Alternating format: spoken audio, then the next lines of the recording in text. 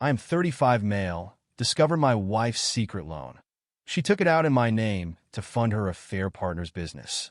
I made sure they both paid for it.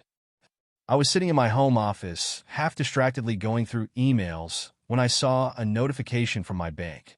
Your loan payment of $1,943 is due in 3 days. I frowned. I didn't have a loan. At first, I thought it was a mistake, maybe some clerical error. But as I clicked through the notification and logged into my account, the reality hit me like a freight train. There was a loan under my name, taken out 6 months ago, for nearly $50,000. The payments have been coming out of an account I rarely checked, a secondary one I had opened years ago and barely used. Panic turned into confusion, and confusion turned into a slow-burning rage. I hadn't authorized any of this. So, who had? I didn't have to dig too deep. A few clicks later, I saw the beneficiary, a business account under a name I didn't recognize. But after a quick search, I realized exactly who it belonged to. My wife's old friend from college. The same friend she had mentioned in passing a few times. The one she had supposedly reconnected with and had been helping with business advice. Oh, this was bad. I sat there, my pulse pounding in my ears, scrolling through the details. Not only had my wife taken out a loan in my name, but she had been funneling money to this guy, without my knowledge or consent for months. I needed to be smart about this. If she had done this, who knew what else she had done? I took screenshots of everything. Every transaction. Every payment. Every transfer to that man's business account. I needed proof. Because I wasn't just going to confront her. I was going to destroy them both. I spent the next few days digging. First, I pulled my credit reports. Sure enough, there was the loan. But that wasn't all. There were 2 credit cards I hadn't opened, maxed out to the limits. She had done more than steal from me. She had buried me in debt to fund her affair partner's dreams. Then I got a lawyer. I needed to know exactly what legal steps to take. His advice? Gather everything, do not tip her off, and file both a police report and a fraud claim with the bank. So I did. By the time I was ready, I had everything in order. Documents, call logs from my bank, and even messages between my wife and this guy that I pulled from our shared laptop. She was too careless to delete them properly. She didn't just take my money. She called me stupid in her messages. She laughed about how easy it was to keep me in the dark. I wasn't just betrayed. I was played for a fool, and I wasn't going to let it slide. The night before I took action, I acted normal. I sat across from her at dinner, watching as she scrolled through her phone, completely unaware that the walls were closing in on her. The next morning, I filed everything. Police report, fraud claim, and a lawsuit against both my wife and her affair partner. And then I made sure the consequences hit her all at once. I waited until she left for brunch with her friends before making my move. When she came home, she found a sheriff's deputy waiting for her with a court summons. I sat on the couch as she opened the envelope, watching the color drain from her face. "What is this?" she stammered. "You tell me," I said, leaning back. "You took out a loan in my name. You stole from me. You funded your little boyfriend's business. Did you think I wouldn't find out?" Her hands were shaking as she tried to deny it. "It's not like that. I was going to tell you." "When? After you bled me dry? After he ran off with my money? Or were you hoping to divorce me after and stick me with the debt?" She opened her mouth, but I wasn't done. "Oh, and by the way, the bank knows. The police know. And now, you and your boyfriend get to deal with the consequences." She broke down, begged me not to do this, promised me she'd pay it back, that she'd explain. But I didn't care. She had made her choices. And now, she was going to pay. She kept pleading, voice shaking, eyes wide with panic. "Please," she whispered. "We can fix this. I didn't mean for it to go this far." I let out a short, humorless laugh. "You didn't mean for it to go this far? You stole from me. You took out a loan in my name to fund some loser's business. And you didn't mean for it to go this far?" Tears started rolling down her cheeks. But I wasn't falling for it. Not anymore. The police are investigating, and the bank already flagged the loan as fraudulent. You know what that means? I leaned forward, watching her squirm.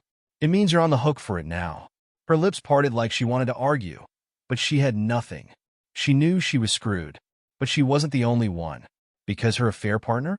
Oh, he was about to have a very bad day, too. I had done my homework.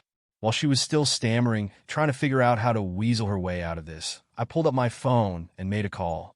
It rang once, twice. Then he picked up. Hello. Hey, man, I said smoothly.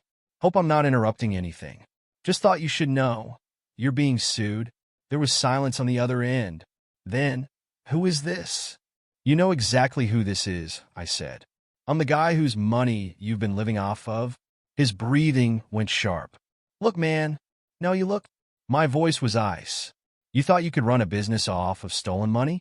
You're done. The bank is coming after you. The police are looking into the fraud. And oh, I let the moment stretch. Your business accounts? Yeah, they're frozen now. He cursed under his breath. You can't do this. I already did. I cut in. And here's the best part.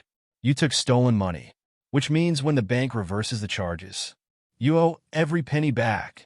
The line went dead. Coward. I turned back to my wife, who had been listening the entire time, her face pale. You didn't have to do that, she choked out. You didn't have to ruin him. I laughed. Actually laughed. Are you serious? You ruined yourself. And you ruined him the moment you decided to steal from me. She clenched her fists. You're blowing this out of proportion. He was going to pay it back. Oh yeah? Then where's the money? I asked. Silence. Exactly. 2 days later, the fallout truly began. Her affair partner? His business tanked. Without my money to keep it afloat, it crashed hard. He tried scrambling for investors, but word spread quickly that his entire foundation was built on fraud. No one wanted to touch him. And my wife? The bank removed the loan from my name and transferred it to hers.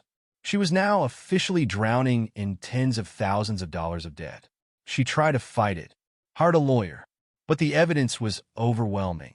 She had signed my name, forged my approval, and rerouted funds without consent. She had no defense. And then the police came knocking. Fraud, identity theft, wire fraud, multiple charges. She called me from jail, sobbing. Please, I made a mistake. Don't let them do this to me. I simply said, you did this to yourself. Then I hung up. She was released on bail a few days later, but her life was already in ruins. Her family, who had always liked to act like I was lucky to have her, wanted nothing to do with her once they found out what she had done. Her parents refused to help with legal fees. Her sister called her a disgrace, and even her closest friends distanced themselves. She tried reaching out to me multiple times. Texts, calls, even showing up at my workplace once. I ignored everything. But then she had the audacity to send me one last message. You didn't have to destroy my life. I made a mistake, but you went too far. I hope you can live with yourself. I stared at the words, my blood boiling. She stole from me, lied to my face for months, took out a $50,000 loan in my name, and funneled money into some random man's business while mocking me behind my back.